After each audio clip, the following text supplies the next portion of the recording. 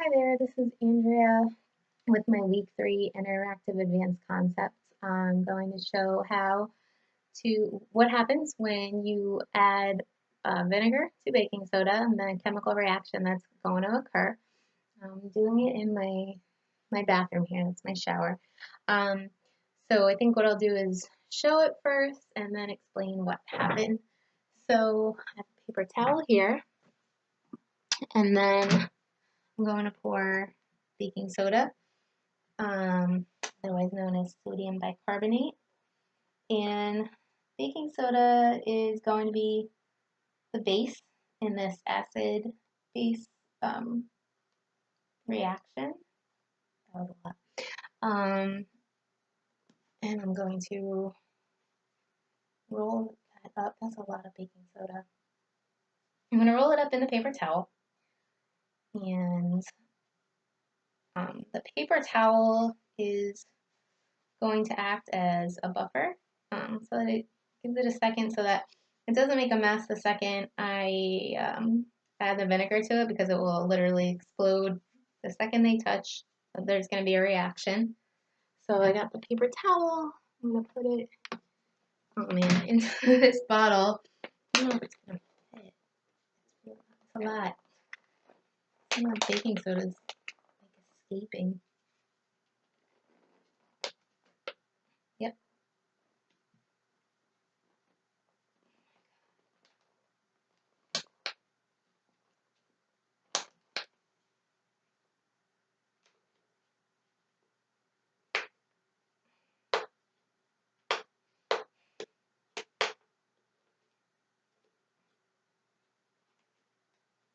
There's probably going to be a very quick reaction, because the way that I'm stuffing this paper towel into this bottle is making the paper towel break, and some of the baking soda is getting everywhere.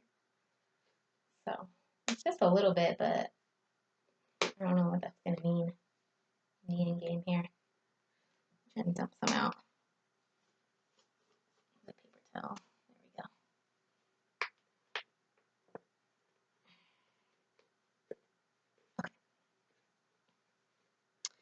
Alright, so that's in there.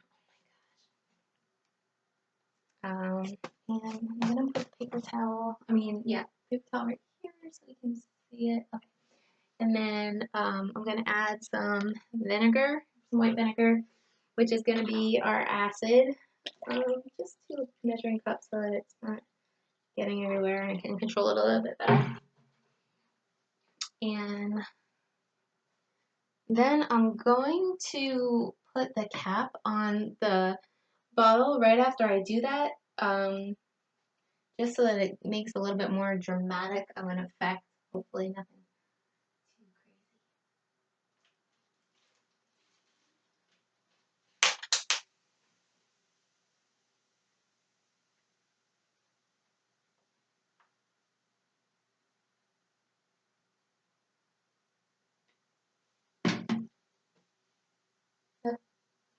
So the bubbles are rising. Obviously there was a chemical change because the new product was created.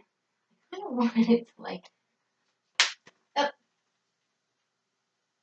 I think the cap, oh man, okay. It's trying to explode, but I think because I didn't close the cap tight enough, the air is able to escape. So it's not gonna like launch off like a rocket, and now it's settling down, so okay. Maybe if yeah, I should have tightened it more, because now it's just not rising. Okay, so it didn't completely react the way that I thought it was gonna react, because it didn't close the bottle tight enough. But obviously there was a gas that was created, and if the bottle were tight enough, that would have basically built up enough pressure so that it would explode the cap off, and it would have like launched. But we did see the bubbles, and that was basically caused because of carbon dioxide.